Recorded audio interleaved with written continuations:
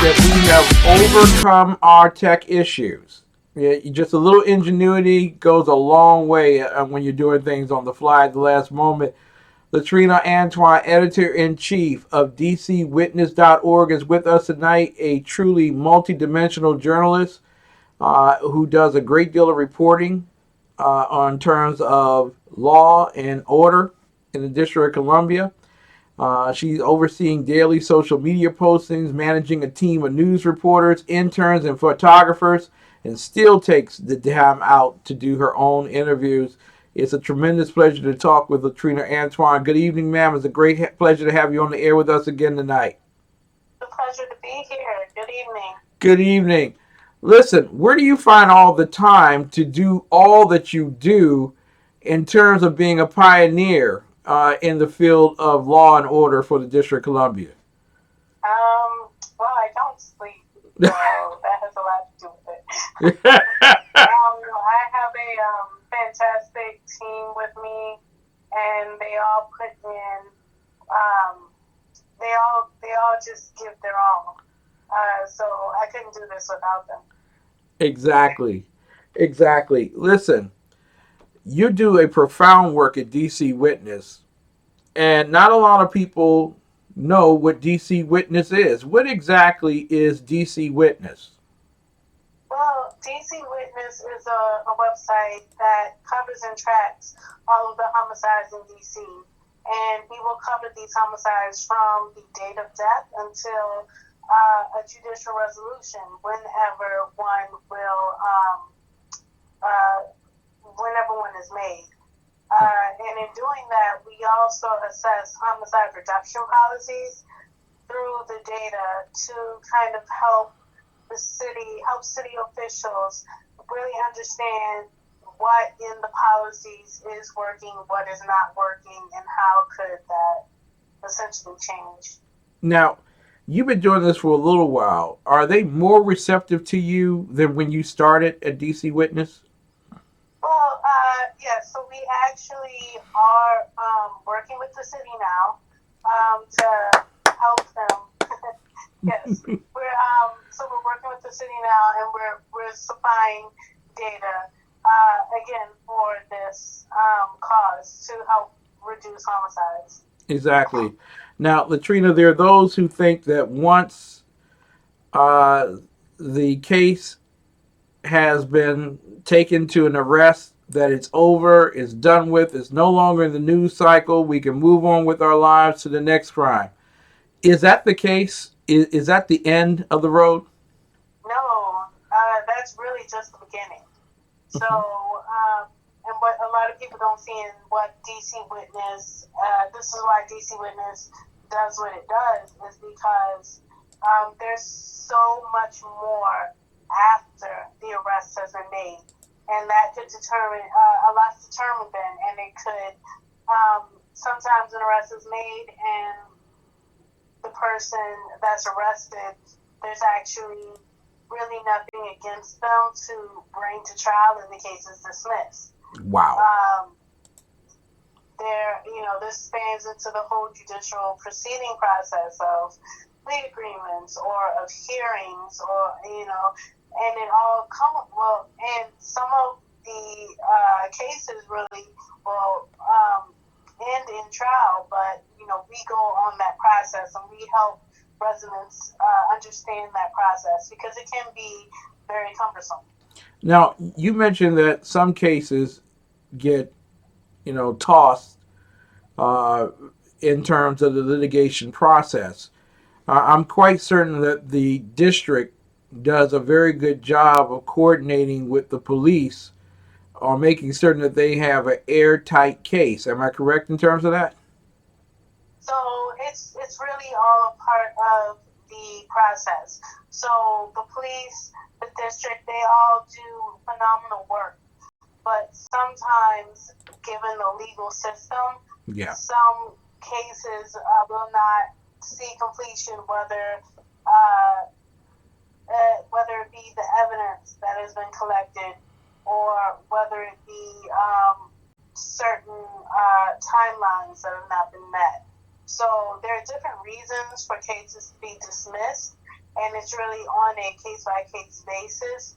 It doesn't happen often, but there are certain times where cases are dismissed, and that really goes into the judicial process. So that's what DC Witness is there for. We help show that judicial process and that judicial trail. Now, I have been told that in prosecuting unresolved homicides, or at least homicides in general, that the DC Attorney General wants airtight, perfect cases. They're not going to go and try anything unless they know that they're going to walk out with a win. Is that an injustice in its own right? Because there might be some consideration by a jury of the peers for the evidence that's presented? Well, it's so in order for a jury to convict, they have to find out.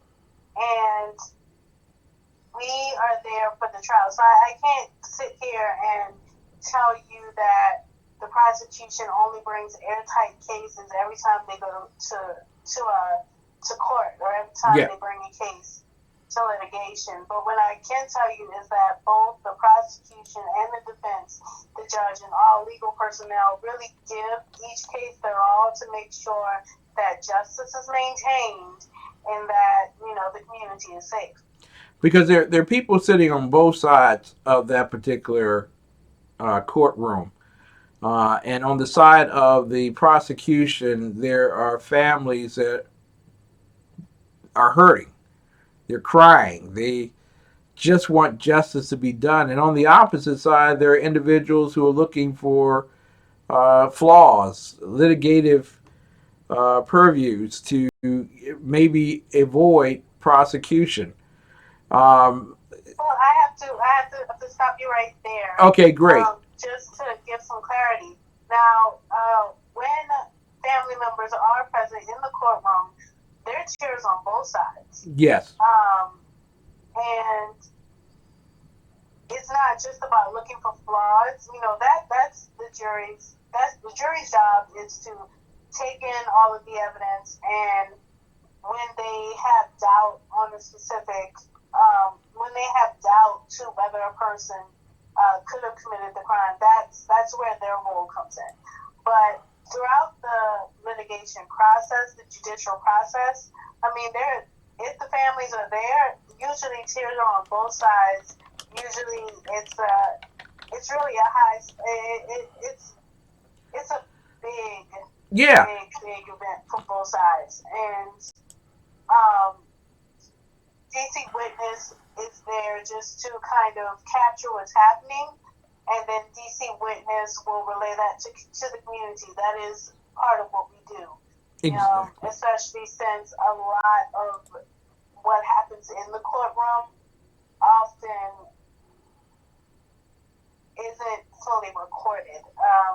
And I mean this to say is, there's not someone, in the courtroom taking notes about what happens in each and every hearing that happens in each and every case. So you don't go in there with the mindset with DC Witness that you're on either side of the fence. You're trying to be straight down the middle, an eye of justice on both sides.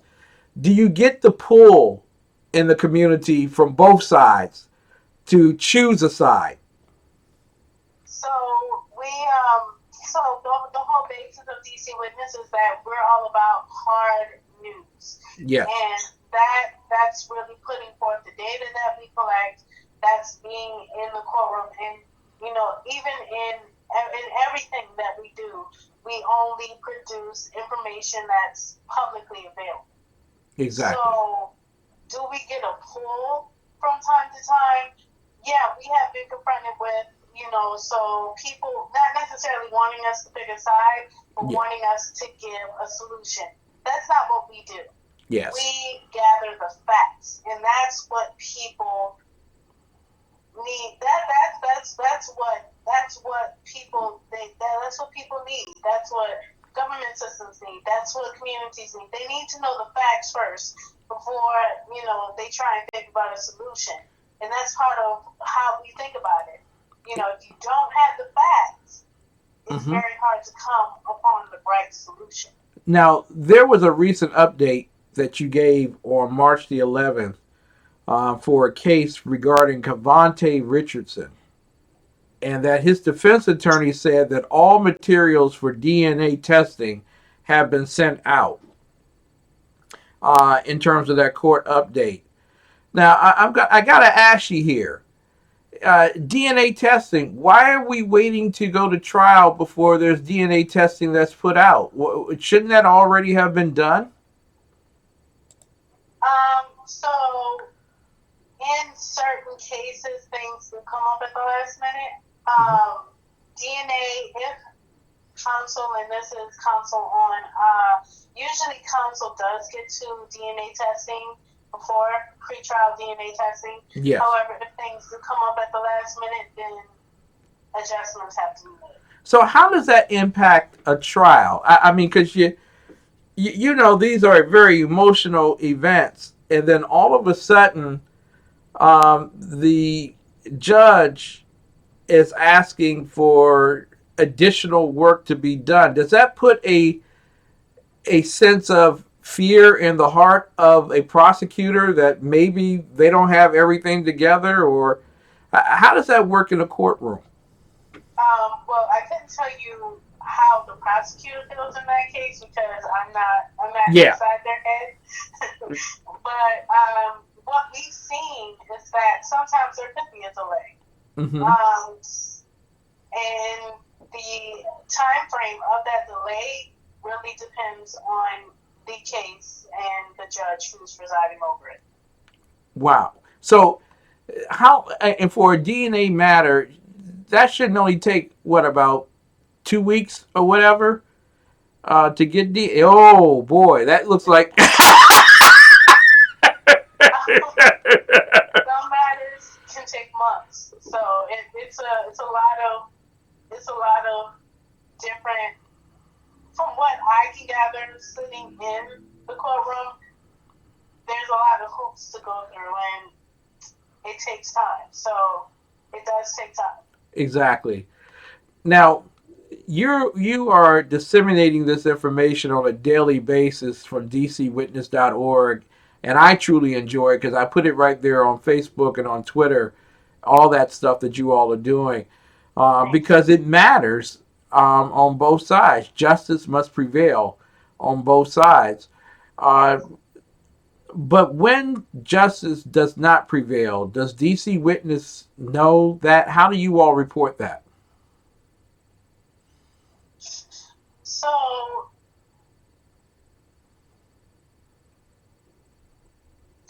So that's an interesting question, and that's not something. What we report is what happens in the court. Okay. That's what we report. Okay. We do reach out to families on both sides. Yeah. But we can only report what happens in the courtroom. So when the DC agencies get this information, how do they use that information from DC Witness? How do they work with you all? So we have worked with by supplying real-time data. So yes. That's one of the things that we have that's very helpful is real-time data on these cases. Mm-hmm. We supply that data. And has it changed how DC deals with cases from beginning to end? You all's input, and if so, how? I'm not sure what you mean by change.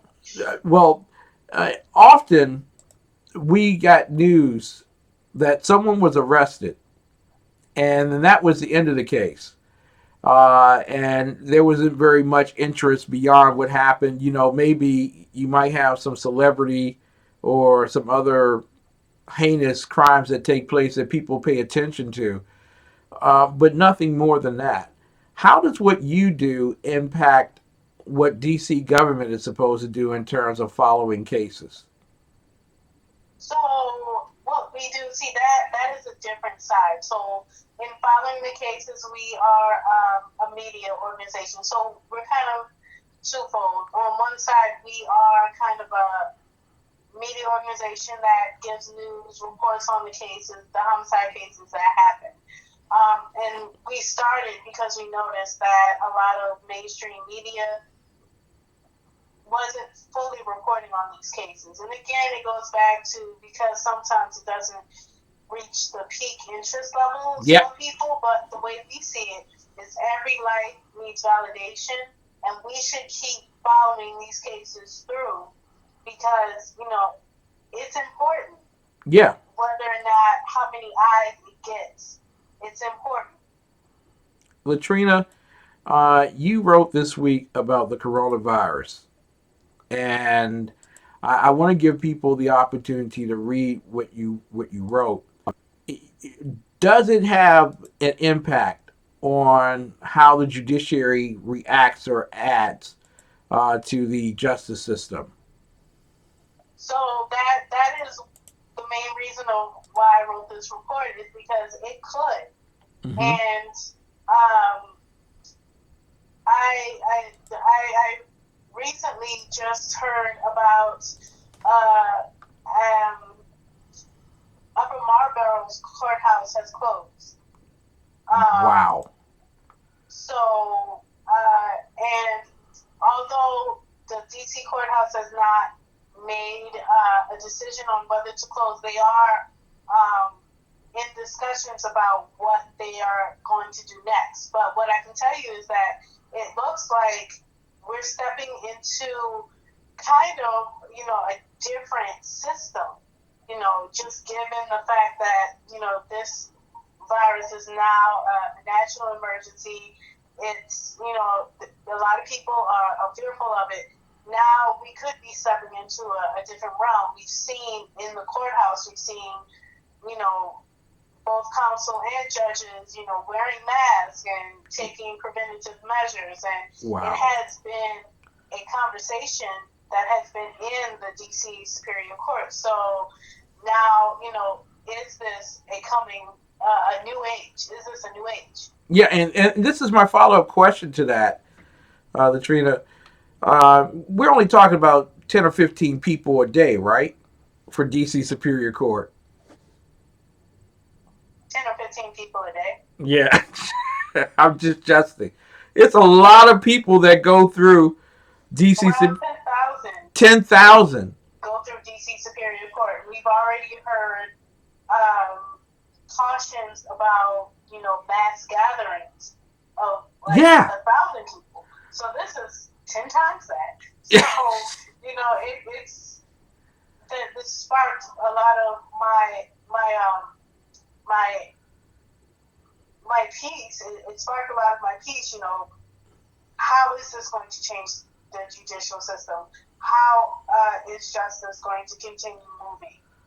Yeah, because and I want to follow up in terms of that, because there are people tonight who are facing the fact that the federal government, at least the U.S. Capitol, the Supreme Court, Congress, is shutting down until the first week of April because of the coronavirus.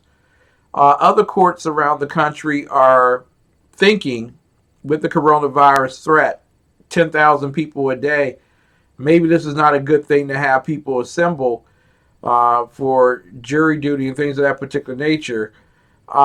So what of the Fourth Amendment? What of the speedy trial for the individual? Do they lose out in this regard? That's a question, and I couldn't tell you right now what that means, because I know that DC Superior Court, put that they were going to start doing a lot of things telephonically and trying to reduce the amount of people that are actually coming into the courthouse. So that's a question I couldn't answer, but that is one of my questions in the piece. Yes. Will this infringe on that right? And see, and this opens up a watershed of questions at this point in terms of speedy trial, but not just speedy trial for the defendant, what about speedy trial for those who are being represented by the prosecutor? Does this also, the second question, does this mean that the individual who is being protected by the defense, do they walk the streets during this time period? I mean, what do we do with the criminal? There's so many areas where we just don't have the answers, because a lot of it is this. We've never been in this situation. How are they going to happen? These are all of the questions, and this is what my piece is about, and this is why I'm getting so excited, as you can see, because there's so many questions here that really need to be answered. Exactly. Well, I like the piece. I'll be sharing the piece on our Facebook page and a Twitter feed as well. And I'm glad that you came in tonight to talk about this, because I'm not hearing anyone else talk about this, LaTrina. Just you. And it's one of those serious questions. And you know that I really want my daughter's case, whenever it is to be solved, but I want justice to be done on both sides of the courtroom. And I don't know how justice can be done on both sides of the courtroom if the defendant is in lockup needlessly because of a hysteria or panic. And I don't know if justice is being done for families who are seeking it on the opposite side of these particular cases. I want to do this one quick question for you, because of your experience with statistics and the numbers that go along with the criminal justice system. But there is a marked increase in just the first 2 months of the year in the District of Columbia in terms of overall crime.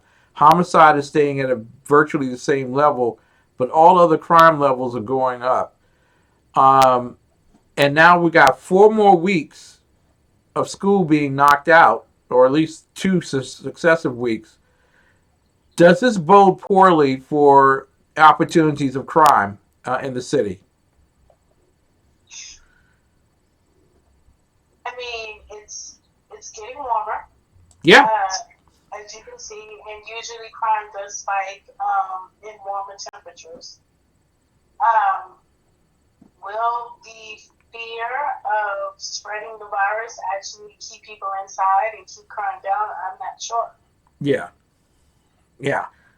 I'm not leaning to the side that it will, because if I don't go to school and I'm part of a gang, that means I'm in the hood and I'm going to do whatever I got to do that creates a crime opportunity. I think we need to really think hard and fast about the hysteria from the courtroom out. We also had to, just like on the news, how they're saying that they're going through different ways to keep these kids in school, but maybe make the learning more remote. Mm-hmm. So we also have to think about that as well. Exactly. Listen, we love what you do at DC Witness. We love how you put the news out there, and also how you give things for people to think about. The Fourth Amendment should be one thing that we're thinking about with and all this panic. And I thank God for your writing in that regard. How can people come and read your stuff and find out what you're doing? You can read our articles on dcwitness.org. It's free and open to the public. You can also follow us on Facebook and Twitter and Instagram. Our Twitter handle is DC Witness. Well, all of our handles are DC Witness, obviously. Yeah.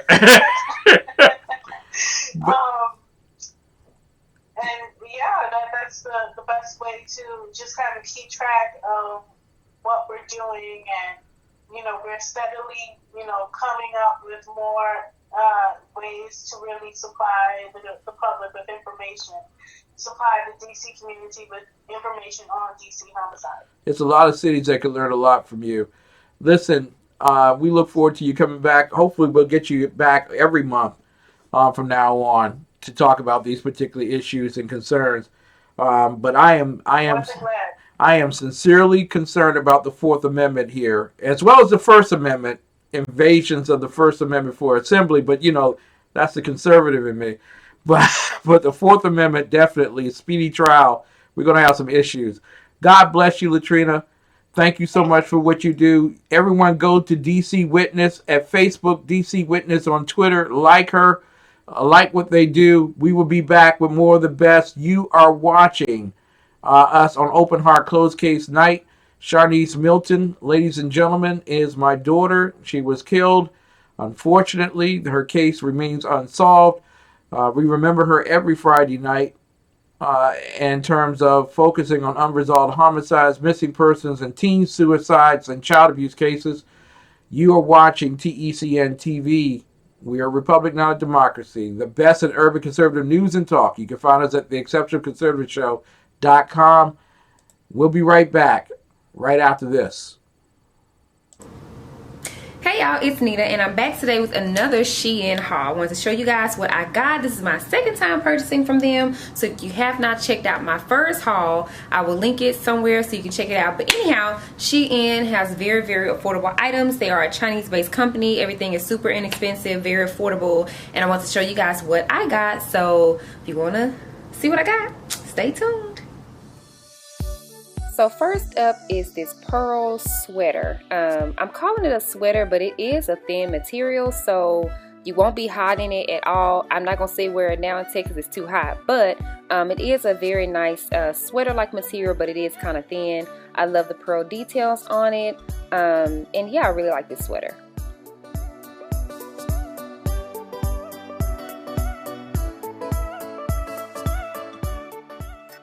Now, y'all, I'm showing you guys when I finally figured out how to tie this freaking shirt because I guess I'm just a little slow. It took me a minute to figure it out. But yeah, this wrap shirt is my favorite from everything I got. Y'all, I love the material.